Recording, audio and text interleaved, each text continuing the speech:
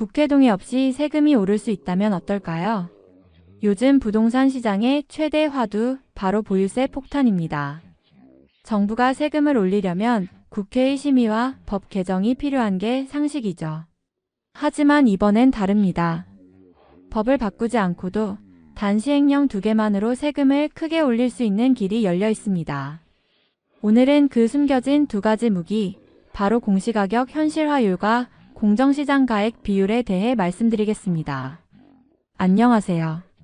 노년복지 전문가 최수정입니다. 지금 이 2단어가 낯설게 들리실 수 있지만 이게 바로 우리가 매년 내는 재산세와 종부세의 핵심 계산식에 들어가는 보이지 않는 세율 조정 장치입니다. 정부가 세율은 그대로 둔 채 이 비율만 살짝 올려도 세금이 2배로 뛸 수 있습니다. 무섭죠? 그런데 더 놀라운 건 이런 조정은 국회의 동의 없이 시행령 하나로 가능하다는 사실입니다. 오늘 영상에서는 이 2시행령이 어떻게 세금 폭탄을 불러오는지, 그리고 정부가 왜 굳이 이 길을 택하려 하는지 하나씩 짚어드리겠습니다. 시작 전 여유가 되시는 분들은 구독과 좋아요로 힘을 주세요. 이 영상이 여러분의 세금과 복지 이해에 큰 도움이 될 겁니다. 그럼 지금부터 시작하겠습니다.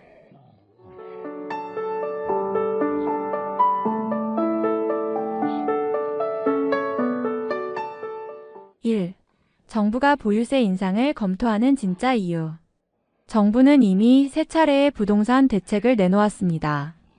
6.17, 9.7 그리고 1.11 대책까지. 하지만 시장은 좀처럼 안정되지 않았습니다.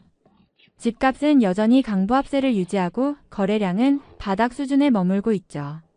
이런 상황에서 정부가 꺼낸 다음 카드가 바로 보유세 인상입니다. 사실 보유세 인상은 단순한 세금 문제가 아닙니다. 경제 전반의 조세구조 개편과 맞닿아 있습니다. 부동산 세제의 이상적인 방향은 이론적으로 명확합니다. 보유세는 올리고 거래세는 내린다. 즉, 집을 많이 가지고 있으면 더 내고 사고 팔 때는 부담을 줄여서 시장의 순환을 유도하겠다는 원리죠. 이론적으로는 완벽하지만 현실에서는 이 조정이 쉽지 않습니다. 거래세를 낮추면 지방정부의 재정이 줄어듭니다. 반대로 보유세를 올리면 국민 반발이 커지죠. 결국 정부는 정치적 타이밍과 사회적 파급력을 모두 고려해야 합니다. 특히 내년 6월로 예정된 지방선거가 큰 변수입니다. 지금 보유세를 인상하면 당장 표심에 영향을 미칠 수 있습니다. 정부로서는 정책의 명분과 선거의 현실 사이에서 큰 딜레마에 빠진 겁니다. 그렇다고 손 놓을 수도 없습니다. 현재 부동산 보유세, 즉 재산세와 종합부동산세의 비중은 전체 세수에서 5%도 안 됩니다. 거래세에 비해 턱없이 낮은 수준이죠. 이 구조로는 안정적 세수 확보가 어렵고 부동산 시장의 불균형도 해소되지 않습니다. 그래서 정부는 세율 인상이라는 직접적인 방법 대신 시행령을 활용한 간접 증세에 눈을 돌렸습니다. 세율은 그대로 두지만 과세 표준을 결정하는 공시가격 현실화율과 공정시장가액 비율을 조정하는 방식이죠. 이 2가지를 조금만 손봐도 세금은 2배, 3배까지 뛸 수 있습니다. 겉보기엔 조용하지만 실제론 국민 부담이 커지는 방식. 이것이 바로 정부가 택한 보이지 않는 증세의 시작입니다. 2. 지방 재정 딜레마 취득세는 지방세, 종부세는 국세. 정부가 보유세 인상에 신중하면서도 결국 이 방향을 포기하지 못하는 이유는 바로 지방 재정입니다. 우리나라의 부동산 세제 구조를 보면 거래할 때 내는 세금인 취득세는 지방세이고 집을 보유할 때 내는 종합부동산세는 국세입니다. 즉, 거래세는 지자체의 주요 재원이고 보유세는 중앙정부의 세수입니다. 이 2 세금의 규모를 보면 딜레마의 본질이 명확해집니다. 2023년 기준으로 전국 지방자치단체가 거둔 취득세 규모는 약 26조 원, 반면 국세인 주택분 종합부동산세는 1조 원 남짓에 불과합니다. 무려 26배의 격차가 나죠. 이 상황에서 정부가 거래를 활성화하자며 취득세를 인하하면 어떤 일이 벌어질까요? 지자체의 재정이 바로 흔들립니다. 예를 들어 취득세를 10%만 낮춰도 약 2조 6천억 원이 사라집니다. 중앙정부 입장에서는 지방 재정에 구멍을 메워야 하고 결국 국세인 종부세를 2에서 3배 이상 올려야 균형이 맞게 됩니다. 그러나 종부세 인상은 정치적으로 매우 민감한 사안입니다. 특히 고령층 1주택자, 은퇴세대, 소득이 거의 없는 자산가들에게 직접적인 부담이 가기 때문입니다. 이 때문에 정부는 세율을 직접 건드리지 못하고 대신 재산세와 공시가격, 공정시장 가액 비율 같은 간접 항목을 조정하는 쪽으로 눈을 돌린 겁니다. 요약하자면 정부는 거래세를 내리고 시장 순환을 유도하고 싶지만 지방정부의 반발 때문에 불가능합니다. 결국 지방정부의 곳간을 지키면서 중앙정부의 세수를 늘리는 방법, 그게 바로 보유세 조정입니다. 이 딜레마 속에서 정부는 정치적 부담이 적고 국회 동의 없이 가능한 수단, 즉 시행령 조정이라는 길을 택하려 하고 있습니다. 이제부터는 그 핵심 무기 중 첫 번째인 공시가격 현실화율, 즉 세금 계산의 출발점을 어떻게 바꾸려 하는지 살펴보겠습니다. 3. 시행령 무기 1. 공시가격 현실화율. 보유세 계산은 아주 단순해 보이지만 사실은 공시가격이라는 정부가 정한 기준 가격에서 출발합니다. 많은 분들이 우리 집 시세가 10억이니까 세금도 그 기준으로 매기겠지라고 생각하시지만 그렇지 않습니다. 정부는 시세가 아닌 공시가격을 기준으로 삼습니다. 이 공시가격이 바로 세금 계산의 첫 번째 문이고 그 안에서 중요한 역할을 하는 것이 공시가격 현실화율입니다. 공시가격 현실화율은 시세 대비 공시가격의 비율을 뜻합니다. 예를 들어 시세가 10억 원인 아파트의 현실화율이 69%라면 공시가격은 6억 9천만 원으로 책정됩니다. 그런데 정부가 현실화율을 90%로 올린다면 어떻게 될까요? 세금 계산의 출발점이 6억 9천에서 9억으로 오르게 됩니다. 그 결과 세금이 단순히 몇 퍼센트가 아니라 두세 배 이상 급등할 수 있습니다. 이 구조가 무서운 이유는 정부가 세율을 올리지 않아도 세금이 오를 수 있다는 점입니다. 국민 입장에서는 세율이 그대로인데도 세금 고지서가 왜 이렇게 올랐지? 라는 일이 벌어지는 거죠. 즉, 보이지 않는 증세가 가능해집니다. 물론 현실화율 조정은 법률 개정이 필요한 부분입니다. 그래서 정부가 단기간에 마음대로 바꾸긴 어렵습니다. 하지만 여기서 주목해야 할 점은 공시가격 현실화율이 부동산 세금뿐만 아니라 건강보험료, 기초연금, 복지수급 자격까지 좌우한다는 겁니다. 공시가격이 오르면 단순히 세금만 늘어나는 게 아니라 복지 혜택을 받던 분들이 수급 자격을 잃을 수도 있습니다. 이 때문에 정부는 현실화율 상향이라는 직접적 표현 대신 공시가격 현실화 로드맵 재조정 또는 시세 반영률 조정이라는 우회적 표현을 씁니다. 즉, 말은 다르게 하지만 결과는 세금 인상 효과를 유도하는 구조인 셈입니다. 정리하자면 공시가격 현실화율은 세금 계산의 가장 밑단에 놓인 기초지렛대입니다. 이 비율을 조금만 움직여도 세금 구조 전체가 흔들립니다. 그래서 정부는 세율 인상이라는 정치적 부담 없이 국회 동의가 필요 없는 두 번째 수단으로 이동하고 있습니다. 그 두 번째 수단이 바로 공정시장 가액 비율입니다. 이제 그 이야기로 넘어가 보겠습니다. 4. 시행령 무기. 공정시장 가액 비율. 이제 두 번째 비밀 무기, 바로 공정시장 가액 비율입니다. 이 단어가 다소 생소하게 들릴 수 있지만 쉽게 말해 정부가 세금 계산할 때 실제 가격의 몇 퍼센트를 적용할지 결정하는 할인율이라고 보면 됩니다. 예를 들어 시세가 10억 원인 아파트가 있다고 가정해 봅시다. 공시가격 현실화율을 적용해 정부가 7억 원으로 책정했다고 하죠. 그런데 정부는 이 7억 원 전체를 과세표준으로 쓰지 않습니다. 그중 일부만 세금 기준으로 인정합니다. 이때 쓰이는 비율이 바로 공정시장가액 비율입니다. 현재 종합부동산세의 공정시장가액 비율은 60%입니다. 즉, 7억 원짜리 공시가격을 기준으로 60%만 인정해 4억 2천만 원의 세율을 곱해 세금을 계산합니다. 그런데 만약 정부가 이 비율을 80%로 올리면 어떻게 될까요? 4억 2천만 원이 5억 6천만 원으로 뛰면서 세금 기준 금액이 한순간에 33% 이상 증가하게 됩니다. 이 비율은 대통령령, 즉 시행령만 바꾸면 즉시 적용할 수 있는 구조입니다. 국회의 법 개정 절차가 필요 없죠. 바로 이 점 때문에 공정시장 가액 비율은 정부가 가장 손쉽게 꺼낼 수 있는 숨은 증세 카드로 불립니다. 세율을 올리면 국민적 반발이 거세지만 이 비율을 조정하면 세금은 조용히 그러나 확실하게 오릅니다. 실제 사례를 하나 들어볼까요? 서울에 20억 원짜리 아파트를 가진 65세 김모 씨가 있습니다. 현재 공시가격이 시세의 약 69% 수준이라면 약 13억 8천만 원, 여기서 1세대 1주택 공제 12억 원을 빼면 과세표준은 1억 8천만 원이 됩니다. 여기에 공정시장 가액 비율 60%를 곱하면 최종 과세표준은 1억 800만 원입니다. 하지만 비율을 80%로 올리면 이 과세표준은 1억 4,400만 원, 즉 세금 기준이 약 33% 상승하게 되죠. 여기에 공시가격까지 함께 현실화되면 세금은 최대 2에서 3배까지 오를 수 있습니다. 이처럼 공정시장 가액 비율은 세율을 건드리지 않아도 세금을 올릴 수 있는 보이지 않는 조정 장치입니다. 그래서 정부는 최근 세제 개편 논의에서 이 비율을 70에서 80% 수준으로 높이는 방안을 검토 중이라는 이야기가 꾸준히 나오고 있습니다. 요약하자면 공정시장 가액 비율은 국회 동의 없이 가능한 증세의 핵심 열쇠입니다. 그리고 이 비율이 오를 때마다 우리의 재산세종부세 고지서는 한층 무거워집니다. 이제 이런 조정이 단순히 세금 문제를 넘어 복지 혜택과 연금 수급 자격까지 영향을 미친다는 점을 살펴보겠습니다.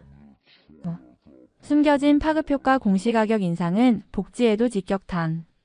보유세 인상은 단순히 세금이 늘어나는 문제로 끝나지 않습니다. 진짜 문제는 이 공시가격이 각종 복지제도의 기준값으로 쓰인다는 것입니다. 즉, 세금만 오르는 게 아니라 복지 혜택이 줄어드는 이중 타격이 생긴다는 뜻이죠.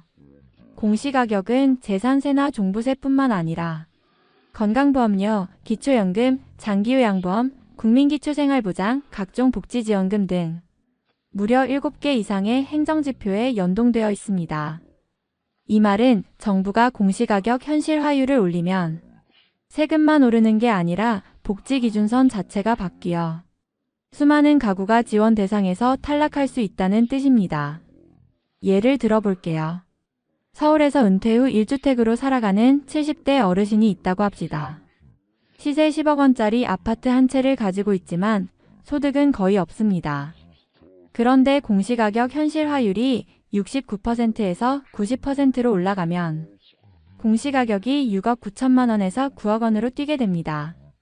이 순간 건강보험 지역 가입자의 보험료 부과 기준이 높아져 매달 내야 하는 보험료가 오르고 기초연금 수급 자격도 박탈될 가능성이 생깁니다. 즉, 소득은 그대로인데 세금과 부담금만 늘어나는 역설적인 상황이 벌어지는 겁니다. 문제는 이런 변화가 시행령 하나만으로도 가능하다는 점입니다. 공시가격을 현실화하면 법을 고치지 않아도 행정지표들이 자동으로 조정됩니다. 국민 입장에서는 아무런 공로나 가정 없이 나는 가만히 있었는데 세금이, 보험료가, 심지어 복지기준까지 바뀌었다는 결과를 맞게 되는 거죠. 이 때문에 학계나 복지 전문가들 사이에서는 공시가격 조정은 세금 정책이 아니라 복지 정책의 축 변경과 같다는 지적이 나옵니다. 특히 은퇴 세대나 저소득 고령층은 이 변화에 가장 취약합니다. 소득이 없기 때문에 복지 혜택이 마지막 안전망인데 그마저도 재산 평가 기준이 오르면서 사라질 위험에 놓인 겁니다. 결국 공시가격 현실화율과 공정시장 가액 비율의 조정은 세금의 문제가 아니라 국민 삶의 구조를 흔드는 변수입니다. 그래서 이 논의는 단순히 보유세 인상이 아니라 복지와 세금의 경계가 무너지는 문제로 봐야 합니다. 이제 다음으로 정부가 이런 상황 속에서 왜 여전히 보유세 개편을 추진하려 하는지, 그리고 어떤 정치적 계산이 숨어 있는지를 살펴보겠습니다. 6. 정치-사회적 딜레마. 보유세 개편을 앞두고 정부가 가장 두려워하는 건 단 하나입니다. 바로 정치적 후폭풍입니다. 세금은 숫자의 문제가 아니라 심리의 문제이기 때문이죠. 특히 부동산 세금은 유권자들의 표심과 직결됩니다. 정부가 보유세를 조금만 올려도 집 가진 사람만 때리는 정책이라는 인식이 확산되면 여론은 순식간에 돌아섭니다. 첫 번째 부담은 선거입니다. 내년 6월 지방선거를 앞두고 정부가 보유세 인상 카드를 꺼내면 지방자치단체장 후보부터 국회의원까지 모두 반발하게 됩니다. 보유세 인상은 세수 확보엔 도움이 되지만 표심에는 독이 되기 때문이죠. 이 때문에 정부는 직접 인상 대신 시행령 조정을 통한 조용한 증세를 택하려는 겁니다. 두 번째는 형평성의 딜레마입니다. 현재 세법상 다주택자는 중과세를 받고 있지만 반대로 서울의 고가 1주택자는 오히려 혜택을 누리고 있습니다. 예를 들어 서울의 20억짜리 아파트 한 채를 가진 사람은 1세대 1주택 공제와 고령 자장기 보유 공제를 동시에 받아 실질 세율이 크게 낮아집니다. 반면 지방의 5억짜리 아파트를 3채 가진 사람은 총 자산은 더 적어도 다주택자라는 이유만으로 더 많은 세금을 냅니다. 이런 불균형이 세금의 역전 현상을 만든 겁니다. 정부가 이 문제를 해결하려면 두 가지 중 하나를 선택해야 합니다. 첫째, 고가 1주택자에 대한 공제 혜택을 줄이는 방법. 둘째, 지방 비수도권 다주택자에 대한 중과세를 완화하는 방법. 하지만 두 방법은 서로 충돌합니다. 전자는 수도권 자산가들의 반발을 부르고 후자는 부자 감세라는 여론의 역풍을 맞게 됩니다. 결국 정부는 어느 쪽으로도 쉽게 움직이지 못한 채 양쪽의 눈치를 보며 정치적 줄타기를 하고 있는 겁니다. 이 상황에서 시행령 조정은 정부가 택할 수 있는 가장 현실적인 수단입니다. 국회의 문턱을 넘지 않아도 되고 세율 인상처럼 큰 저항을 받지도 않으니까요. 하지만 문제는 이렇게 조용한 방식이 국민에게는 더 위험하다는 점입니다. 논의나 공론화 없이 조정되는 세금은 결국 서민과 중산층에게 예고 없이 부담으로 돌아오기 때문입니다.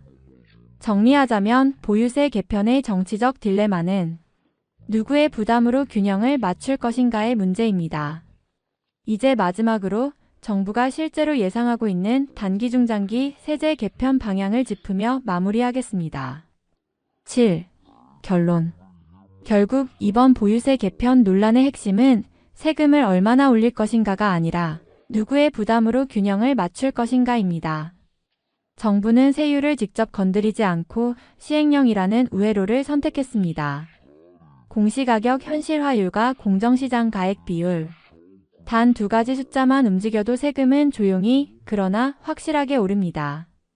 국회의 문턱을 넘지 않아도 되기에 빠르고 효율적이지만 그만큼 국민에게는 통보식 증세가 될 수 있습니다. 정책의 목표는 분명합니다. 부동산 시장의 정상화, 그리고 조세 구조의 합리화. 하지만 그 과정에서 세금의 무게는 어디로 향할까요?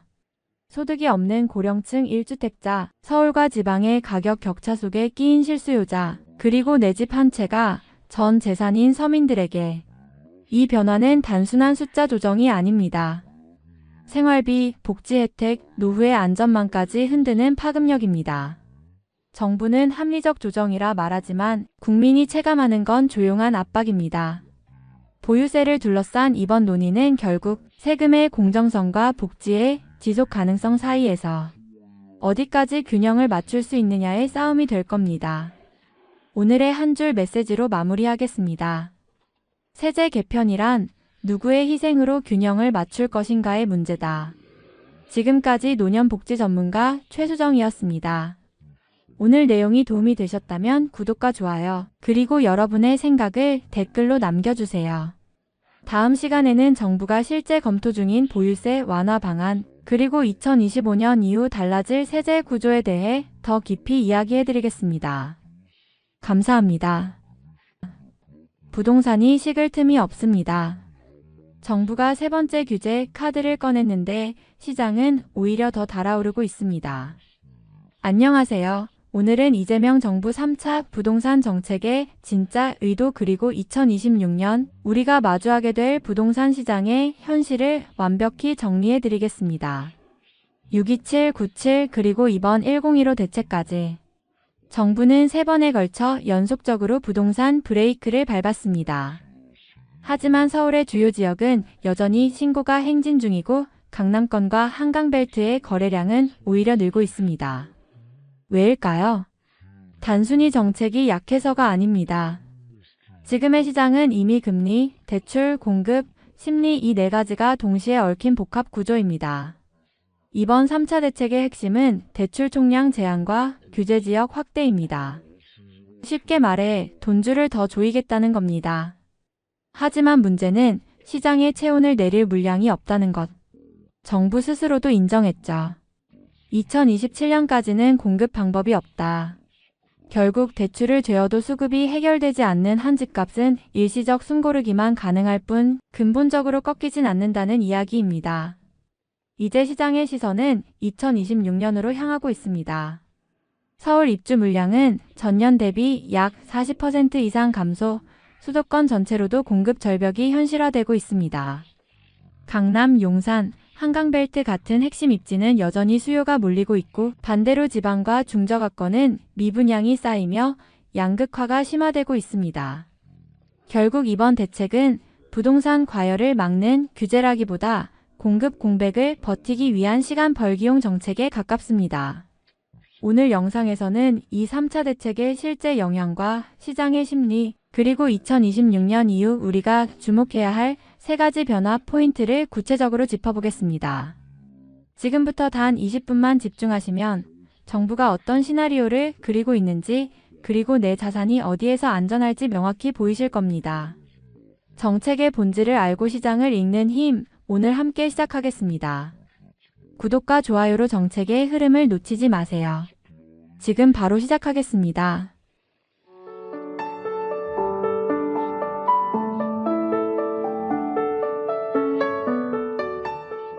1. 3차 대책까지의 흐름 정리 627, 97, 102로 3번의 브레이크. 정부는 올해 들어 단 3달 만에 3번의 부동산 대책을 내놓았습니다. 6월 27일, 9월 7일, 그리고 10월 15일. 이 3가지 정책은 서로 다른 방향을 향하는 듯 보이지만 사실은 하나의 공통된 목표를 가지고 있습니다. 바로 대출로 과열된 시장의 속도를 늦추자는 것입니다. 먼저 627 대책은 금융권 전반의 대출 상한 캡 6억 원 제한을 핵심으로 했습니다. LTV와 DSR을 조정해 주택담보대출이 과도하게 늘어나지 않도록 총량을 묶은 조치죠. 그 결과 일시적으로 거래량이 줄며 시장 안정의 신호처럼 보였지만 실제로는 중저가 지역에서 풍선 효과가 터졌습니다. 마포, 성동, 영등포처럼 6억 초과 대출이 필요한 지역에 수요가 묶이자 대신 서대문, 동대문, 노원, 도봉으로 자금이 이동한 것입니다. 즉 브레이크를 밟았지만 차선만 바뀐 셈이었죠. 다음으로 97 대책은 대출 규제 대신 공급 확충에 초점을 맞췄습니다. 정부는 2030년까지 수도권에 135만 호를 공급하겠다고 발표했지만 문제는 시점이었습니다. 착공은 앞으로 5년, 입주는 2030년 이후. 당장 2026에서 2027년의 공급 공백을 메우기엔 역부족이었습니다. 시장에서는 그때까지는 버티기 어려운 계획이라는 평가가 나왔고 오히려 9월 거래량이 전월 대비 급증하며 정책 직후 반등 장세가 형성되었습니다. 그리고 최근에 1015 대책, 바로 이재명 정부의 3차 부동산 정책이라 불리는 이번 조치는 대출 총량과 규제 지역 확대를 동시에 꺼내들었습니다. 즉, 돈줄을 더 죄고 지역별 온도차를 줄이겠다는 의도입니다. 이미 금융당국이 2주 전부터 시범 여론을 흘리며 반응을 테스트했기 때문에 시장은 예고된 충격으로 받아들였습니다. 하지만 결과는 여전히 비슷합니다. 거래량은 잠시 주춤하겠지만 공급이 막힌 이상 가격은 꺾이지 않습니다. 결국 이 3번의 정책은 가격 억제가 아니라 속도 조절이었습니다. 정부가 공급을 늘릴 시간, 시장은 그만큼 더 버티기 시작한 거죠. 다음 장에서는 이 정책들이 왜 단기 안정은 가능하지만 구조적 하락은 어렵다는 평가를 받는지 그 배경인 레버리지 규제 강화의 진짜 의도를 살펴보겠습니다. 2. 정책 핵심 요약 대출 레버리지 규제 강화의 의도. 이번 3차 부동산 대책의 핵심 키워드는 단 하나입니다. 바로 레버리지 억제, 즉 대출을 통한 매수 여력을 근본적으로 줄이겠다는 겁니다. 정부는 이번 조치를 통해 단순히 돈줄을 조이는데 그치지 않았습니다. 금융위원회와 국토교통부가 공동으로 꺼내든 것은 총량 구조조정이라는 이중 전략입니다. 하나는 개인이 받을 수 있는 총 대출한도 자체를 줄이는 것, 다른 하나는 대출을 받아도 감당하기 어렵게 만드는 구조적 제약을 강화하는 것입니다. 예를 들어볼까요? 기존에는 주택담보대출이 6억 원 한도로 제한됐습니다. 하지만 이제는 4억 원 수준까지 축소하는 방안이 공식 검토되고 있습니다. 단순히 2억 줄였다는 의미가 아닙니다. 서울 핵심권에서 10억 원 이상 대출을 활용하던 30에서 40대 맞벌 2층의 매수 여력을 사실상 차단한 조치입니다. 즉, 실수요자라 하더라도 자기 자본이 충분하지 않으면 더 이상 대출로 서울 진입이 어려워진 것이죠. 여기에 DSR 스트레스 금리가 더해집니다. 이건 대출자의 상환 능력을 평가할 때 금리가 앞으로 더 오를 경우를 가정해 계산하는 기준입니다. 즉, 지금 4% 금리라도 앞으로 7%까지 오를 수 있다고 보고 여유 자금을 더 남겨두게 만드는 방식이죠. 결국 서류상으로는 상환 불가로 분류되어 대출 가능 금액이 대폭 줄어드는 결과를 낳습니다. 정부의 속내는 명확합니다. 금리는 내릴 수밖에 없지만 돈의 속도는 늦추겠다. 즉, 기준금리는 완화하되 대출금리는 유지함으로써 시장 유입 자금을 억제하려는 것입니다. 이미 한국은행 총재도 부동산 시장 과열 때문에 금리를 쉽게 내릴 수 없다고 공식 발언했죠. 따라서 정부는 금리 인하 국면에서도 부동산 자금 유입만큼은 통제하겠다는 의지를 드러낸 셈입니다. 하지만 문제는 이런 정책이 가격 조정 효과보다는 거래 절벽을 유발한다는 점입니다. 매수자는 돈이 막혀 움직이지 못하고 매도자는 금리 부담에도 버티기 시작합니다. 결국 거래가 끊기면 체감상 안정처럼 보이지만 실제로는 가격이 내려간 게 아니라 시장이 멈춘 것에 불과하죠. 요약하자면 이번 3차 대책은 가격 억제가 아닌 심리 냉각을 목표로 합니다. 정부는 수요를 묶어 시간을 벌고 그 사이 공급 대책을 현실화하겠다는 구상입니다. 하지만 공급이 따라오지 않는 한 이 정책은 잠시 눌러둔 스프링에 불과합니다. 이제 우리는 그 스프링이 언제, 어떤 지역부터 튀어오를지를 봐야 합니다. 다음 장에서는 바로 그 핵심 변수, 공급 절벽, 즉 서울과 수도권의 입주량 급감이 어떻게 2026년 시장 판도를 바꿀지 구체적으로 살펴보겠습니다. 3. 공급 절벽 경고 서울 수도권 입주량 급감 현실화. 이제 시장의 가장 근본적인 문제, 바로 공급 절벽을 짚어야 합니다. 규제를 아무리 강화해도 결국 부동산 가격을 결정하는 건 수요와 공급의 균형입니다. 지금 정부가 맞닥뜨린 현실은 단순한 물량 부족이 아니라 예고된 공급 붕괴입니다. 먼저 숫자로 보겠습니다. 서울의 아파트 입주 물량은 2024년 약 3만 8천 세대 수준이었지만 2026년에는 2만 세대 초반, 2027년에는 1만 세대 미만으로 떨어질 전망입니다. 이는 불과 2년 사이 절반 이상 감소하는 수준입니다. 수도권 전체로 봐도 2025년 이후 입주량이 40% 이상 감소합니다. 다시 말해 서울 경기권 어디에서도 수요를 흡수할 새 집이 사라진다는 뜻이죠. 이렇게 된 이유는 단순하지 않습니다. 지난 4년간 계속된 금리 급등, 분양가 규제, 정비사업 지연, 그리고 전세 사기 여파로 빌라 다세대 공급이 사실상 중단된 결과입니다. 그동안 서울의 주택 공급의 절반 이상을 맡아왔던 다세대 빌라가 멈추자 아파트와 오피스텔 수요가 한꺼번에 몰렸습니다. 이로 인해 서울은 물론 인천과 경기 남부까지 매물 품귀 현상이 번지고 있습니다. 정부가 9.7 대책에서 내놓은 135만 호 공급 계획도 이런 이유에서입니다. 하지만 착공이 시작되더라도 입주까지는 최소 57년이 걸립니다. 즉, 지금 내놓은 공급책은 2030년의 문제를 푸는 해답이지 2026년을 지탱할 실질적 대책은 아닙니다. 이 때문에 전문가들은 2026에서 2027년을 공급 공백의 정점, 즉 시장의 가장 위험한 시기로 보고 있습니다. 이미 거래량은 줄었지만 매물 부족으로 가격이 버티는 구조가 만들어졌기 때문이죠. 특히 서울 핵심권, 강남, 용산, 마포 등 일자리 밀집 지역은 공급이 끊긴 상태에서 여전히 수요가 쏠리고 있어 조정이 아닌 재상승 가능성마저 거론됩니다. 정부도 이 문제를 알고 있습니다. 그래서 1기 신도시 특별법, 재건축 완화, GTX 교통망 확충 같은 카드를 동시에 꺼내고 있습니다. 하지만 이 모든 조치가 효과를 보려면 최소 3에서 5년은 걸립니다. 즉, 지금부터 2027년까지는 정책적 공백기가 불가피한 겁니다. 이 시기를 버티는 방법은 단 하나, 핵심 입지와 비핵심 입지를 명확히 구분하는 것입니다. 공급이 단절된 곳은 버티기만 해도 오르고 반대로 공급 예정지가 몰린 외곽은 조정이 더 심해질 수 있습니다. 결국 3차 대책 이후 시장의 진짜 변수는 규제가 아니라 물량입니다. 돈을 막을 수는 있어도 집을 만들어내지 못하면 가격은 절대 안정되지 않습니다.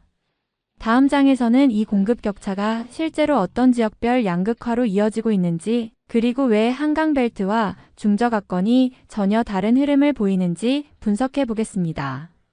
4. 지역별 흐름 강남, 한강벨트, vs 중저가권 풍선효과. 이제 시장의 지도를 펼쳐볼 차례입니다. 이번 3차 대책의 여파는 전국적으로 퍼지겠지만 모든 지역이 똑같이 반응하지는 않습니다. 서울의 핵심 지역과 외곽 지역, 그리고 지방 도시의 흐름은 완전히 다르게 움직이고 있습니다. 즉, 하나의 부동산 시장이 아니라 세 개의 다른 시장이 공존하는 시기라고 볼 수 있습니다. 먼저 강남, 서초, 용산으로 대표되는 초고가 시장입니다. 이 지역은 정부의 대출 규제가 사실상 무력한 구역입니다. 왜냐하면 이미 현금 비중이 높고 대출 한도가 줄어들어도 거래에 큰 영향을 받지 않기 때문이죠. 연봉 1억 이상인 고소득층이나 기존 자산가들은 6억, 4억 제한과 상관없이 현금 매수가 가능하기 때문에 이 구간은 여전히 무풍지대로 남아 있습니다. 실제로 지난 9월 이후에도 강남권의 신고가 거래는 꾸준히 이어지고 있습니다. 문제는 그 아래입니다. 마포, 성동, 강동, 영등포 등 중상위권 지역은 이번 대출 규제에 직격탄을 맞았습니다. 6억 원 이상 대출이 필요한 맞벌이 30에서 40대 실수요층이 거래에서 이탈했기 때문이죠. 그 결과 잠시 거래량이 줄며 숨고르기 국면에 들어섰지만 이 수요가 사라진 게 아니라 바로 옆 동네로 이동했습니다. 즉, 전형적인 풍선 효과가 시작된 것입니다. 이탈한 수요는 노도강, 금강구, 중랑, 동대문 등 중저가 실거주 지역으로 확산되고 있습니다. 이 지역들은 기존의 관망층으로 남아있던 30에서 40대가 지금 아니면 못 산다는 불안 심리로 뛰어드는 구간입니다.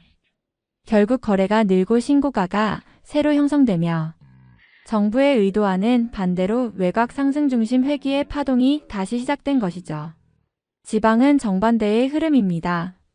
부산, 대구, 광주, 전주 등 주요 지방 도시는 공급 과잉 수요 이탈로 인해 조정이 지속 중입니다. 특히 미분양 물량이 많은 지역은 금리 부담까지 겹쳐 가격 하락 압력이 여전합니다. 서울과 수도권이 수급 불균형의 과열이라면 지방은 수요 실종의 침체인 셈입니다. 결국 이번 3차 대책이 만들어낸 결과는 명확합니다. 부자는 그대로 사고 서민은 더 외곽으로 밀려난다. 정책은 시장 전체의 속도를 늦췄지만 계층별, 지역별 격차는 오히려 더 벌어지고 있습니다. 정부는 이를 완화하기 위해 규제지역 추가 지정과 대출 총량 제한을 조합한 핀셋 규제를 예고했습니다. 하지만 풍선 효과는 항상 예상을 비웃습니다. 특히 중저가 지역의 거래량이 늘어나는 지금 정책이 다시 강화된다면 시장 왜곡이 더 커질 가능성도 배제할 수 없습니다. 다음 장에서는 이처럼 불균형이 심화되는 상황 속에서 새로운 변수로 떠오른 전월세 시장의 구조 변화, 그리고 그 속에서 투자자들이 주목해야 할 월세 전환의 흐름을 자세히 살펴보겠습니다. 전월세 시장 변화, 전세 사라지고 월세화 가속. 이제 시장의 또 다른 심장부 바로 임대차 시장을 봐야 합니다. 지금 대한민국 부동산의 가장 빠른 변화는 매매가 아니라 전월세의 구조에서 일어나고 있습니다. 단언컨대 2025년의 전세는 과거와 전혀 다른 개념이 될 겁니다. 우선 통계부터 보죠. 서울의 전월세 전환율은 4.25%, 2018년 이후 최고치입니다. 이는 단순히 금리가 높아서가 아닙니다. 전세 제도 자체가 붕괴 단계에 들어섰기 때문입니다.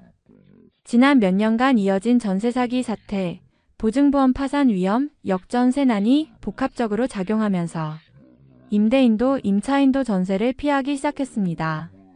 예전에는 집주인이 세입자의 보증금을 받아 다른 집을 사거나 갭 투자를 하는 구조였습니다. 하지만 이제는 금리가 높고 대출이 막히며 보증금 운용이 불가능해졌습니다. 결국 집주인들은 전세 대신 월세를 선택하고 세입자들도 차라리 조금씩 내자는 심리로 전환하고 있습니다. 이게 바로 지금 시장에서 벌어지는 월세화 가속입니다. 문제는 이 변화가 서민 부담을 키우는 방향으로 흘러가고 있다는 점입니다. 월세로 바뀌면 세입자는 매달 고정비 부담이 늘고 전세 대출이 사라지며 초기 자금 부담도 커집니다. 특히 1인 2인 가구, 고령층, 사회초년생에게 이 구조는 주거 사다리 붕괴로 이어질 수 있습니다. 그런데 이 와중에 매매 시장과 임대 시장이 서로 연결되고 있습니다. 전세 공급이 줄자 일부 실수요자들은 차라리 내 집을 사자는 선택으로 돌아서고 있습니다. 이로 인해 매수 전환 수요가 다시 늘어나며 매매 가격 하락을 막는 보이지 않는 버팀목 역할을 하고 있는 것이죠. 즉, 전세의 붕괴가 매매의 하락을 막고 있는 아이러니한 구조입니다.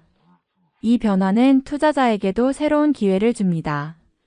이제 시장은 전세 수익형에서 월세 수익형으로 완전히 바뀌고 있습니다. 월세 비중이 커질수록 소형 아파트나 역세권 오피스텔처럼 임대 수익률이 안정적인 상품의 가치가 급등합니다. 실제로 수도권 주요 지역에서는 월세 수익률이 은행 예금보다 높다는 이유로 임대용 소형 주택이 빠르게 소진되고 있습니다. 결국 이 흐름은 단기 현상이 아니라 한국 부동산 시장의 패러다임 전환이라고 봐야 합니다. 전세 중심의 유동성 구조가 사라지면 시장 전체가 현금 흐름 중심의 월세 시장으로 옮겨갑니다. 이건 투자자에게는 수익형 부동산 시대의 신호이지만 서민에게는 주거비 부담 시대의 경고음이기도 합니다. 다음 장에서는 이런 변화 속에서 가장 큰 영향을 받게 될 지역, 신도시와 재건축 구역, 즉 정책 공급지의 명암을 분석하겠습니다. 1기, 2기, 그리고 본격화되는 3기 신도시가 2026년 시장을 어떻게 갈라놓을지 구체적으로 살펴보죠. 6. 신도시 변수 1, 2, 3기 신도시의 명암. 이제 부동산 시장의 중장기 축, 바로 신도시 정책의 명암을 살펴보겠습니다. 정부가 아무리 대출을 조이고 거래를 막아도 결국 시장의 근본 해법은 공급입니다.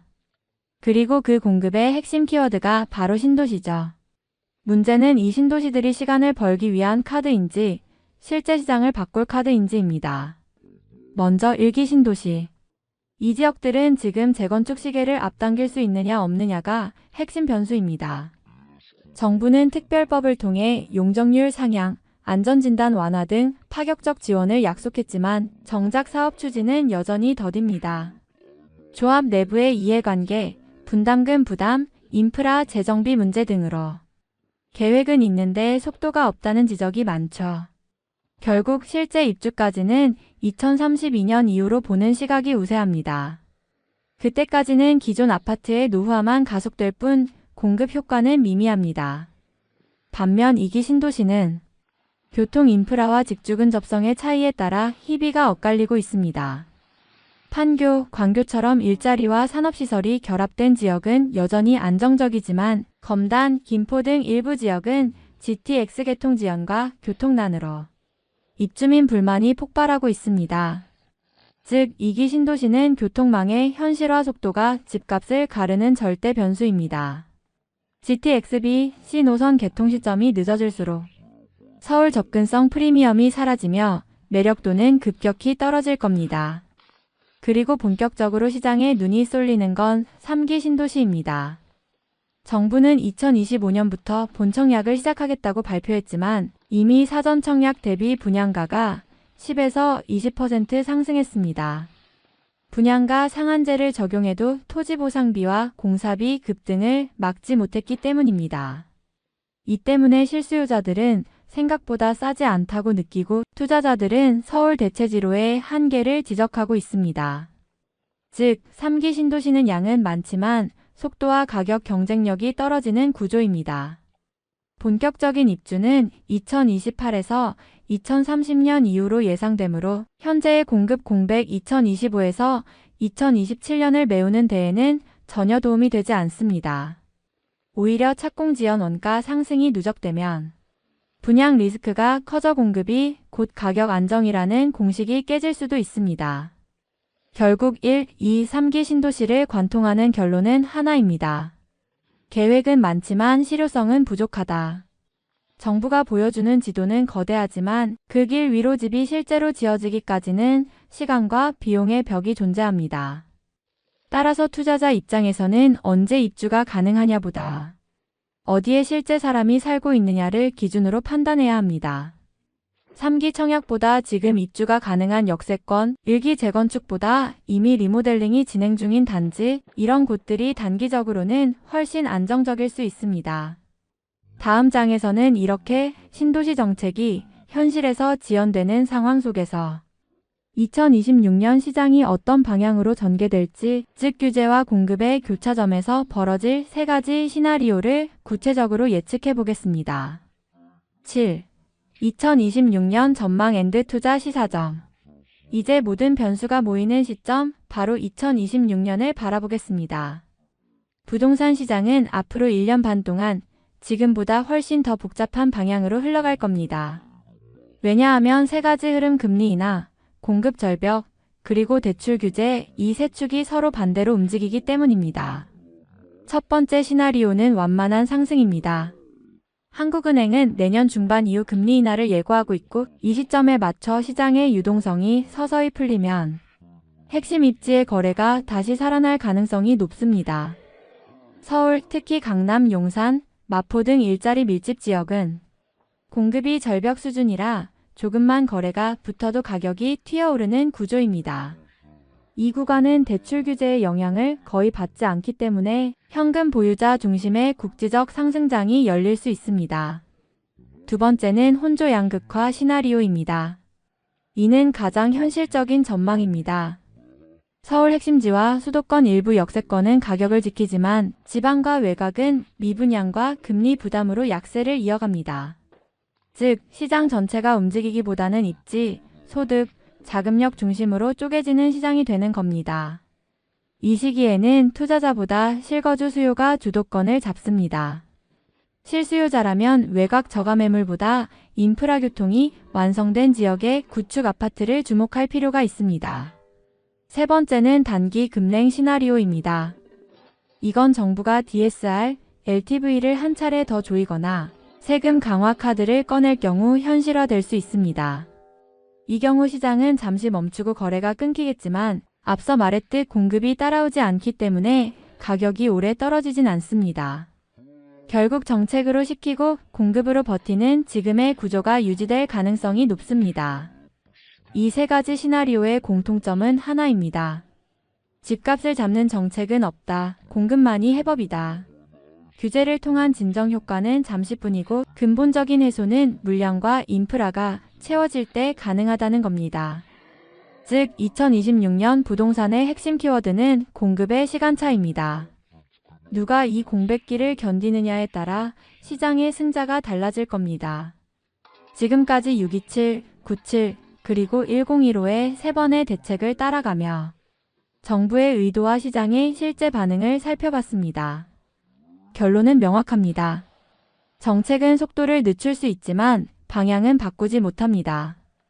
부동산 시장은 결국 수급의 논리 위에서 움직입니다. 2026년은 그 균형이 가장 크게 흔들릴 해입니다. 공급 절벽과 금리 인하, 전세 붕괴와 월세 전환, 이 모든 변화가 한 시점에서 맞물리죠.